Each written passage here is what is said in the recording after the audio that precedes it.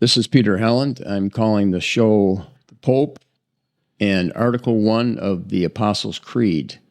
The last show was on the theology by the canons of Sherman and Grant. That took us back to Abraham Lincoln.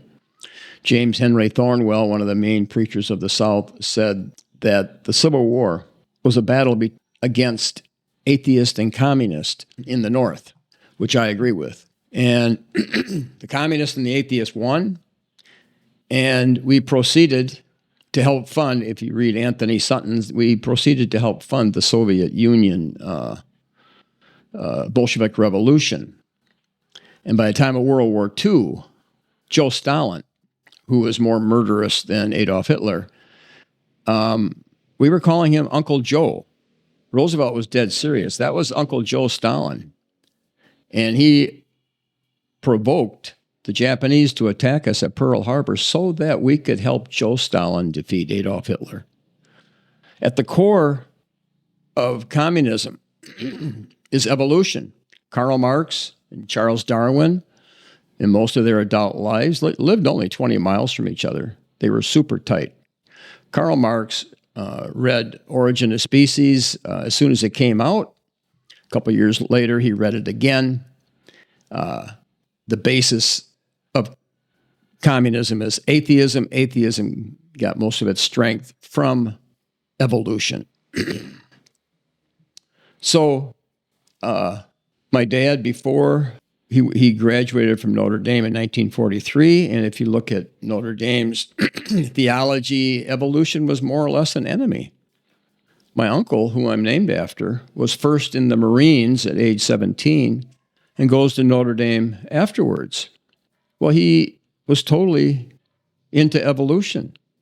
He would fund dinosaur hunts for bones. And the story I was always told, when the priest tried to tell the soldiers coming back from World War II that were at Notre Dame, they just threw the priest right down the stairs. There was a huge revolution. Dr. E. Michael Jones is correct. World War II made a huge difference. But what it also did, Notre Dame was survived by the Navy.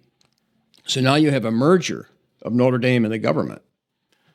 And communist influence with Saul Alinsky, which I mentioned last time, strongly came into Notre Dame. Evolution became the official position at Notre Dame with Vatican II. Dave Wemhoff wrote a book on how the CIA infiltrated the Catholic Church to impose American ideology into the church. Now, that American ideology started with Thomas Paine, who was Abraham Lincoln's favorite author with Theodore Parker. And that ideology became a radical equality, which merges very nice with communism. The only defense that we have as the Christian faith, the Catholic faith, the Catholics have always used the Apostles' Creed as the summary of their faith. There's 12 articles, there's 12 apostles. Unfortunately, they exclusively used the Apostles' Creed. I used to read it, I'd say it in my prayers, every night on my knees, every morning on my knees, all the way through high school, all the way before I came to Notre Dame. That was the summation of the Catholic faith. However, from what I'm reading, the Eastern Orthodox Church uses the Nicene Creed, which has a huge advantage. Why? Because in the Nicene Creed, it says Christ rose from the dead on the third day in accordance with Scripture. The Apostles' Creed does not mention Scripture. So my generation, the Catholics, we never read Scripture. I'm over here in the Philippines, and you still hear stories that, oh yeah, if you read the Scripture, they say you'll go crazy. Because the Apostles' Creed does not point people to Scripture. The Nicene Creed does. Article 1 of the Apostles' Creed and the Pope. The Pope's job is to defend the faith, promote the faith. That's his fundamental job. The faith is, for Catholics, it's summarized exclusively by the Apostles' Creed. That's what we were all taught.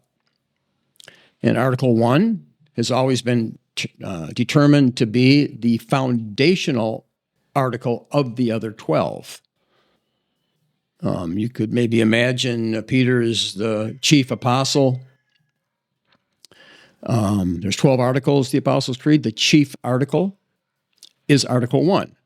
I believe in God, the Father Almighty, creator of heaven and earth.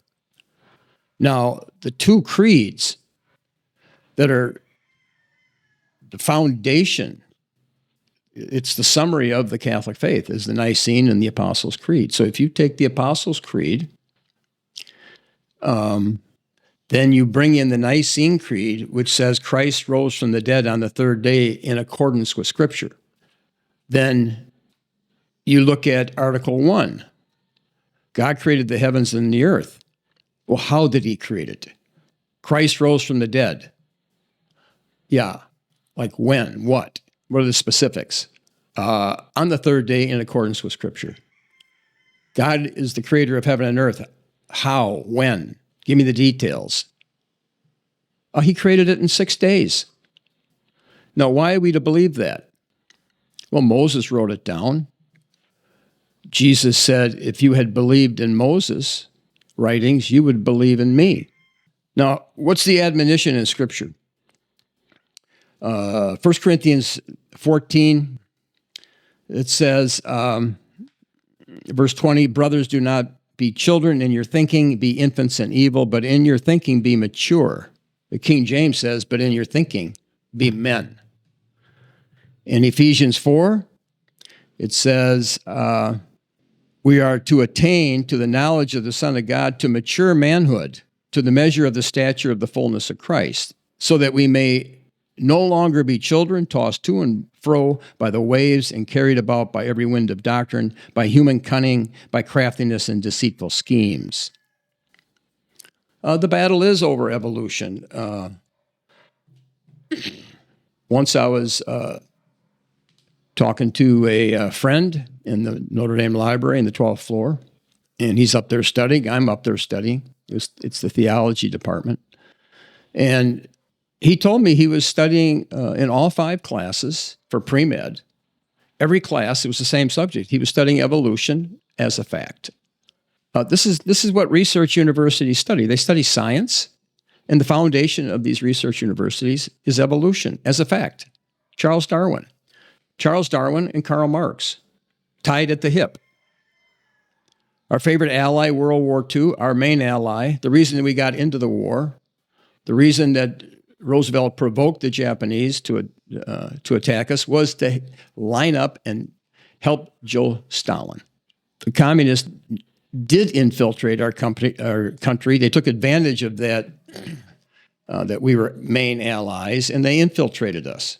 And now we're fighting people who believe in evolution. They believe there's no afterlife.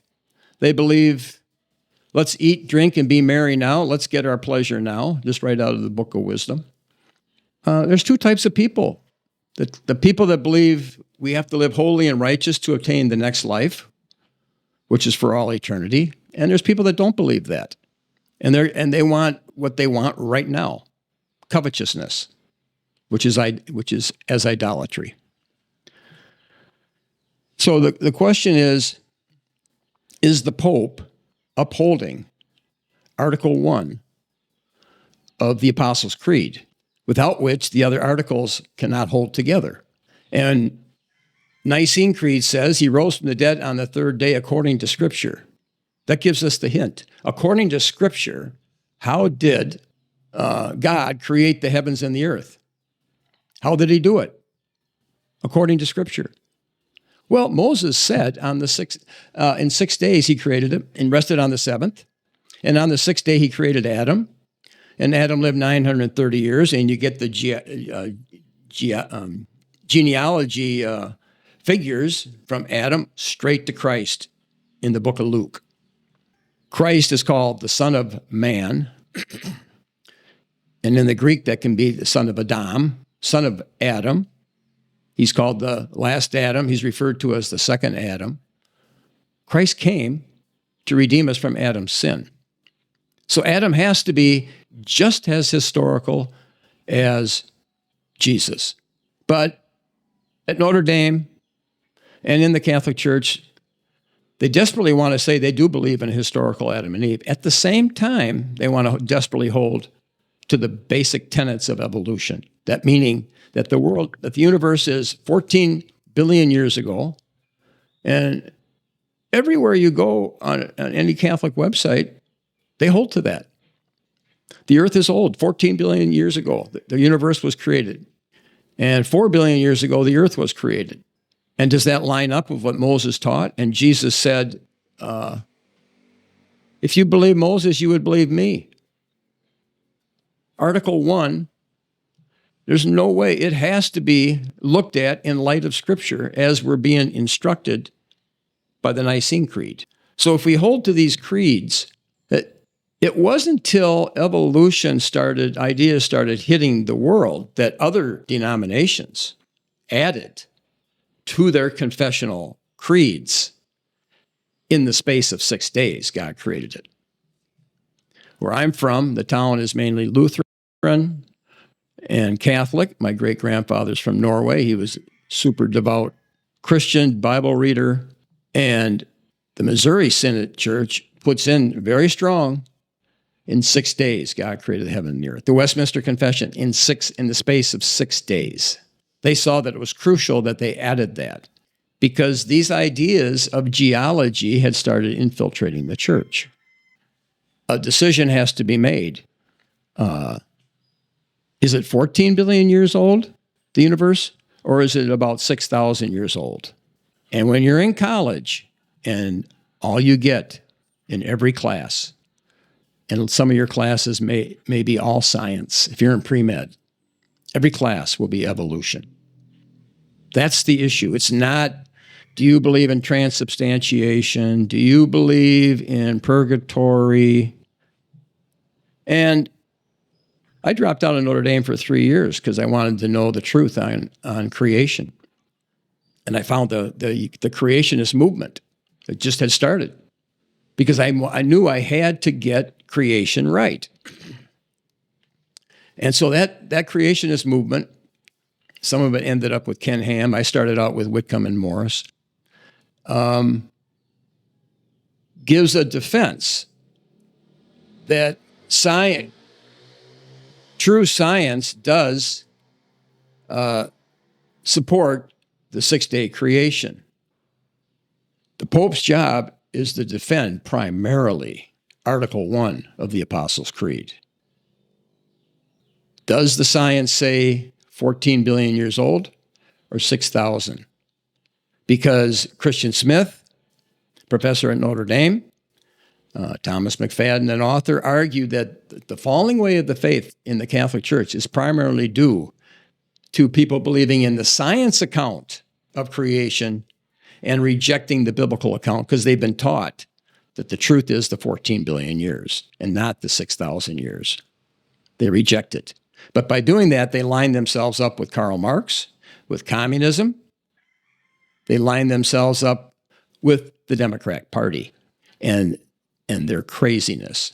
So, for example, the only reason I came back to Notre Dame, because they had Campus Crusade for Christ just started at Notre Dame, and I thought they believed in creationism.